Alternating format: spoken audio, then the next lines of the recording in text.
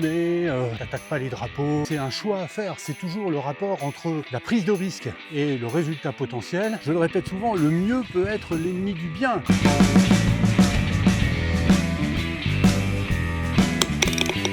Bienvenue dans ce nouvel épisode de Comment scorer 90 sans changer de swing. Et aujourd'hui, dans la série, on va jouer le trou le plus difficile d'un parcours et essayer de faire bogey. En fait, on va pas jouer le trou le plus difficile d'un parcours, mais on va quand même essayer de faire bogey. On est au golfe des Alpes.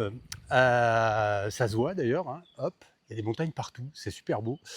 Ça se trouve à Gier, c'est à côté d'Annecy, et je suis venu ici pour deux raisons. La première, c'est parce que il y a une partie du parcours à flanc de montagne, et pour accéder à ce parcours, on prend une petite voiture pour la montée et une petite voiture pour la descendre, tellement ça monte et tellement ça descend. Et puis la deuxième raison pour laquelle je suis venu ici, c'est parce que on a une espèce de vue magnifique au départ de ce trou numéro 7, qui n'est donc pas le trou le plus difficile du parcours, c'est même un des trous les plus faciles, mais la vue est absolument sublime. Et puis, il y a quand même un petit truc qui chafouine au départ. Et ce truc qui chafouine, c'est ce magnifique obstacle d'eau. Et taper un coup de départ au-dessus d'un obstacle d'eau, c'est toujours un petit peu compliqué. Et exceptionnellement, au lieu de prendre comme d'habitude le fameux petit hybride qui malheureusement ne passerait pas l'obstacle d'eau, eh bien on va sortir le Big Boss, le driver, en espérant qu'on va pas faire une grosse daubasse pour se retrouver dans l'obstacle d'eau. Et puis en plus ça me permettra quand même de montrer à tous celles et à tous ceux qui m'envoient des gentils petits messages quand ils regardent les vidéos en me disant ouais mais tu prends jamais ton driver. Bah si, de temps en temps je prends mon driver, mais je prends mon driver quand ça vaut le coup ou quand j'ai pas le choix. Et là j'ai pas le choix. Bon, je vous cache pas que c'est pas le coup que je préfère, mais quand il n'y a pas le choix, il n'y a pas le choix. On va y aller tranquille pour se donner une bonne chance de couper le fairway en deux. Alors, juste quand même une petite précision.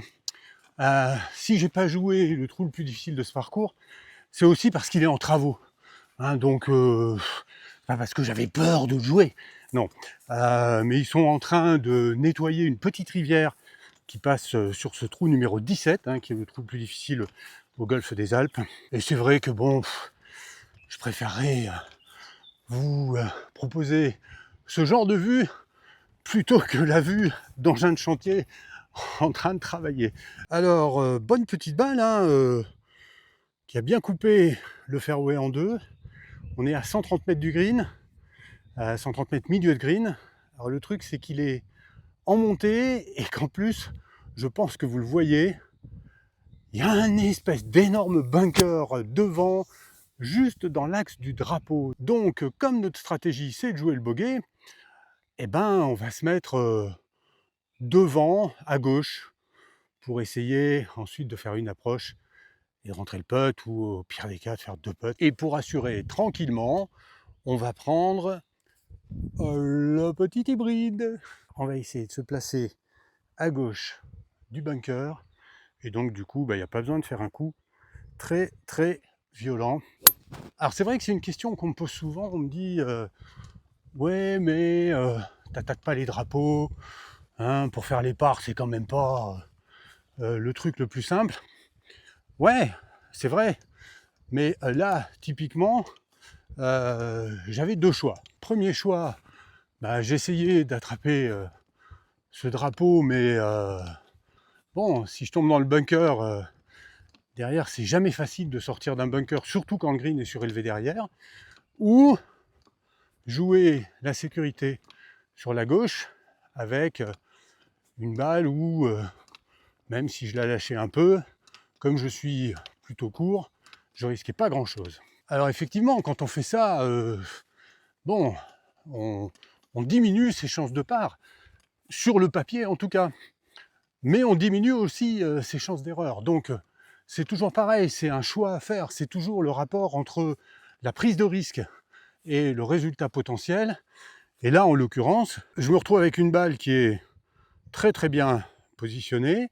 J'ai laissé le bunker à droite, j'ai une quinzaine, une vingtaine de mètres pour aller au drapeau. C'est en montée, j'ai pas d'obstacle derrière. Voilà, j'ai à peu près 0 risque. Si je me contente de mettre ma balle sur le green sans chercher à être franchement au drapeau, normalement il ne devrait pas y avoir de souci. Je le répète souvent, le mieux peut être l'ennemi du bien. Donc voilà, moi je préfère jouer la sécurité, assurer une approche, et puis il n'est pas dit du tout que je ne vais pas me retrouver avec un putt pour le par parce que j'aurais fait une bonne approche. Donc pour garantir 2 putts qui nous feront un petit bogey, la seule chose qu'on va chercher à faire, c'est à se mettre sur le green. Hein, donc le green, il doit faire à peu près 400 mètres carrés. Franchement, si je le rate, c'est qu'il y a un problème. J'ai absolument pas cherché à me mettre au pied du mât.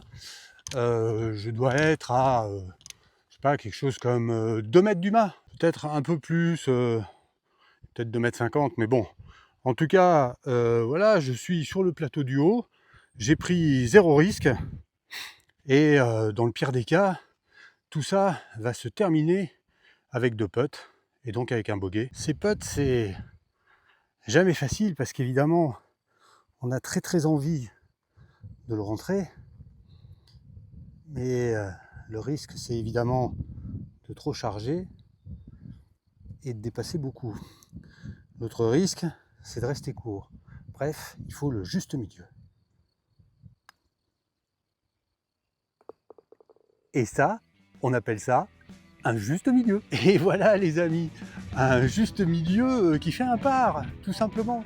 Vous voyez, il n'y a pas besoin de faire des drives de folie, il n'y a pas besoin de prendre des risques inconsidérés sur vos deuxièmes coups ou sur vos troisièmes coups si c'est un par 5. Une bonne approche et un putt qui rentre, ça fait un par, et dans le pire des cas, ça fait un bogey.